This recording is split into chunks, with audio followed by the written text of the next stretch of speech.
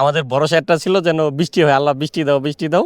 দর্শকের ভিতরে একটা যে রানার প্রে কার্ড নিয়ে আসা খুব দুর্দান্ত। তবে এই দুইটা দিনের ভিতরে মনে হয় আজকে লাস্টের দিকে যখন উইকেটটা চলে গেল একটু খারাপ লাগছে।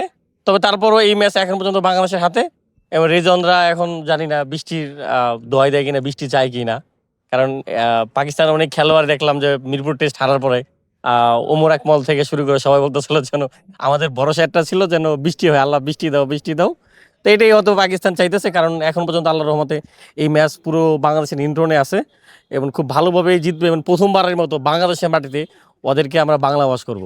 এটা যখন বাংলাদেশের সময় যে 6টা পড়ে গেল 116 রানে, তখন মনে হচ্ছিল যে বাংলাদেশ উইকেট যেহেতু আসা যাওয়া করতেছে, পাকিস্তান এরকম আসা যাওয়া, আর পাকিস্তান হচ্ছে এরকম একটা দল যে একটা গেলে পরে লাইন ধরে আসা যাওয়ার মিছিল শুরু হয়ে যায়। তা তাদের এটা সবসময় হয়, যেটা আজকে শুরু হয়েছে। আর সবচেয়ে দুর্দান্ত ছিল বলা যায় যে বাবর আজমের মানে ইয়ের উইকেটটা, আমাদের রানার উইকেটটা। মানে মনে হচ্ছে তাকে মানে এত পেস বল ছিল, মানে নিজের শরীর বডি বাঁচাইতে যেয়ে মনে হয় আউট হয়ে গেল গা। তা দুর্দান্ত ছিল।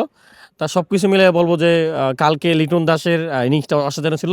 তবে এই ইনিংসের সবচেয়ে বেশি যদি ক্রেডিট দিতে হয় মানে তাসকিন, শরীফুল, তারপরে আমাদের তাইজুল, এদেরকে দিতে হবে। কারণ এরা যদি ওই সময় সাপোর্টটা না দিত, লিটন দার এত রান হতো না।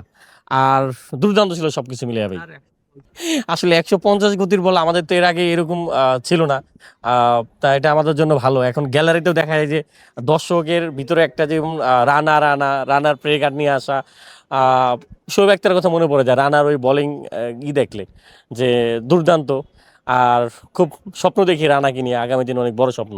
সারা দুনিয়া নাহিদ রানা নাকি আলোচনা হইতেছে, মানে যেসব দেশে ক্রিকেট খেলে, তো সেখানে আমাদের জন্য অনেক বিশাল পাওয়া না যে আমাদের পেস ইউনিটটা এখন এত শক্তিশালী।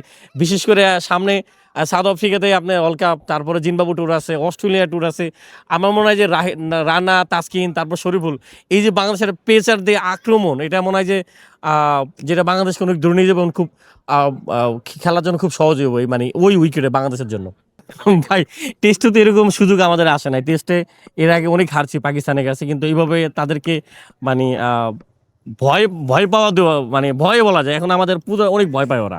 আগে এই মিরপুরে এই যে চট্টগ্রামে আসলে আমরা মানে চিন্তা করতো ম্যাচ পাকিস্তানের ড্র করা যায় কিনা, ভালো খেলা যায় কিনা।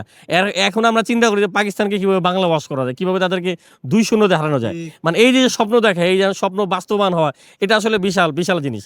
এই সুযোগটা আমার মনে হয় যে যখন বাংলাদেশ অস্ট্রেলিয়া 2টা টেস্ট খেলতে যাবে, এখানে যে খুব ভালো কাজে লাগাইতে পারবো। কারণ এই মোমেন্ট টাইমগুলো যখন মনে করবো না যে আমরা তো ওদেরকে হারাইছি, আর আমরা টেস্টে ছিলাম কয় নাম্বারে, 8 নাম্বারে ছিলাম সম্ভবত, এখন 6 নাম্বারে। এই টেস্টটা হারাইতে পারলে মনে হয় আমরা হয়তো 4-5 ছিলাম। এটা আমাদের জন্য আসলে বিশাল একটা পাওয়া হবে।